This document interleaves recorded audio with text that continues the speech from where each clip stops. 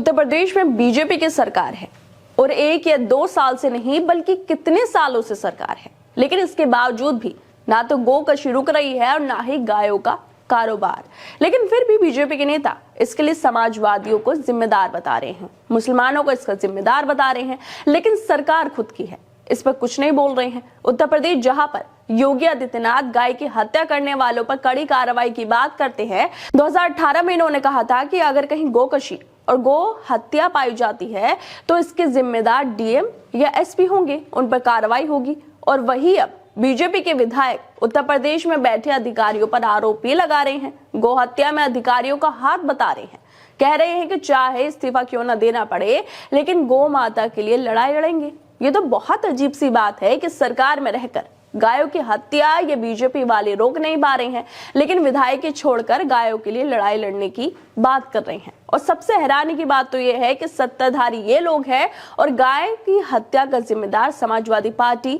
और जिहादियों को बता रहे हैं। दरअसल गाजियाबाद के ट्रोनिक सिटी में गोवंश के अवशेष पाए जाने के बाद गाजियाबाद जिले के लोनी से बीजेपी विधायक नंदकिशोर गुर्जर मौके पर पहुंचते हैं। यहाँ वो पुलिसकर्मियों से सवाल जवाब करते नजर आते हैं और इस घटना के बाद इन्होंने ट्विटर पर एक वीडियो को साझा किया, लंबा चौड़ा ट्वीट भी किया। ये ट्वीट करते हुए लिखते हैं कि लगता है गाजियाबाद के एक बड़े अधिकारी ने तय कर लिया है कि समाजवादी का एजेंट बनकर मुख्यमंत्री की छवि खराब करके रहेंगे, क्योंकि इनके लिए जनपद में अब गोमाता की हत्या तस्करी कोई मायने नहीं रखती और ये घटना अब गाजियाबाद की दिनचर्या में शामिल हो गई है, क्योंकि गाजियाबाद साहिबाबाद में बड़े नेताओं के गोमांस स्टोरेज हाउस गाजियाबाद के एक बड़े अधिकारी के संरक्षण में चल रहे हैं। अगर यहाँ अधिकारियों का लक्ष्य है किसी भी हाल में मुख्यमंत्री के हिंदू हृदय सम्राट की छवि को सरातल में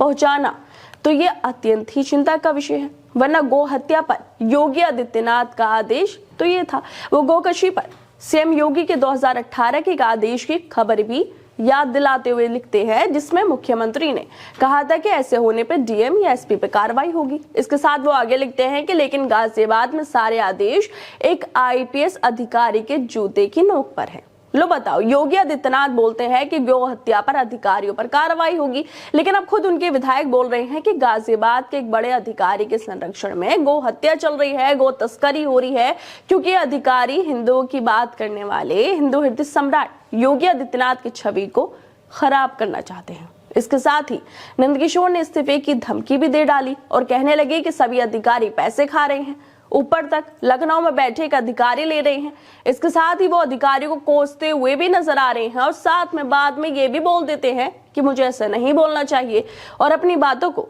आगे जारी करते हुए कहते हैं कि अगर यही रहा तो हम विधायकी से इस्तीफा दे देंगे, थाने चौकियों को बंद कराकर सब ठीक करेंगे, संवैधानिक पद पर हूं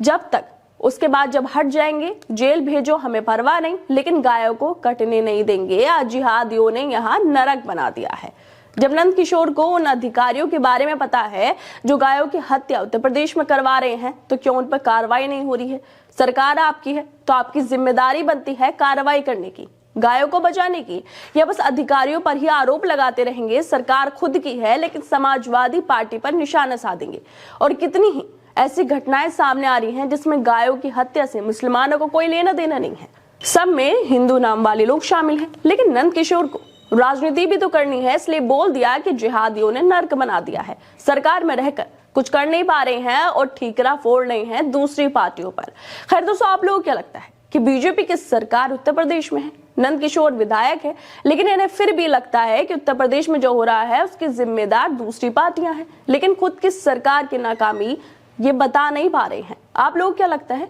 इनको लेकर? हमें अपनी राय जरूर दें और बाकी तमाम खबरों को देखने के लिए जुड़े रहिए हमारे साथ।